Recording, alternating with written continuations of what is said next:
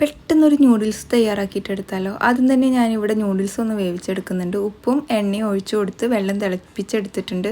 ഈ ഒരു ടൈപ്പ് ന്യൂഡിൽസാണ് എടുത്തിട്ടുള്ളത് കേട്ടോ. അപ്പോൾ അത് പൊടിഞ്ഞുകൊണ്ടാണ് ഇങ്ങനെ ഇരിക്കുന്നത്.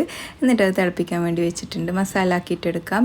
വെളുത്തുള്ളി, വലിയ ഉള്ളി, പിന്നെ വെജിറ്റബിൾ ഇത്രയും എടുത്തിട്ടുണ്ട്. Cabbage, capsicum, carrot. എന്നിട്ട് ഉപ്പിട്ട് കൊടുത്ത് നന്നായിട്ടൊന്ന് വഴറ്റിയിട്ടെടുക്കുന്നുണ്ട്. ഇനി നമുക്കിതിലോട്ട് മുളക് പൊടി, കുരുമുളക് പൊടി, സോസുകൾ യൂസ് ചെയ്യാം കേട്ടോ. ഇവിടെ ഞാൻ ചില്ലി സോസ് എടുത്തിട്ടുണ്ട്. Red chilli sauce, green chilli sauce, soya sauce, പിന്നെ പിസ്സ പാസ്ത സോസ് എടുത്തിട്ടുണ്ട്. അതിൻ്റെ ഇടയിൽ നമ്മുടെ ന്യൂഡിൽസ് ആയപ്പോൾ ഞാൻ അതൊന്ന് ഊറ്റി മാറ്റി വെച്ചിട്ടുണ്ട് കേട്ടോ.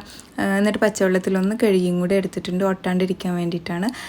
ശേഷം മസാലയൊക്കെ ആയിട്ടുണ്ട്. അതിലോട്ട് ന്യൂഡിൽസ് ചേർത്ത് കൊടുത്തിട്ടുണ്ട്. നന്നായിട്ട് മിക്സ് ചെയ്തിട്ട് എടുത്തിട്ടുണ്ട്. നല്ല ചൂടോടുകൂടി കഴിക്കാൻ അടിപൊളി ടേസ്റ്റാണ്. ട്രൈ ചെയ്തിട്ട് ഫീഡ്ബാക്ക് അറിയിക്കാൻ മറ്റൊരു റെസിപ്പിയിൽ കാണാം. അതുവരേക്കും എല്ലാവർക്കും bye. It's me Jini from Palakkad.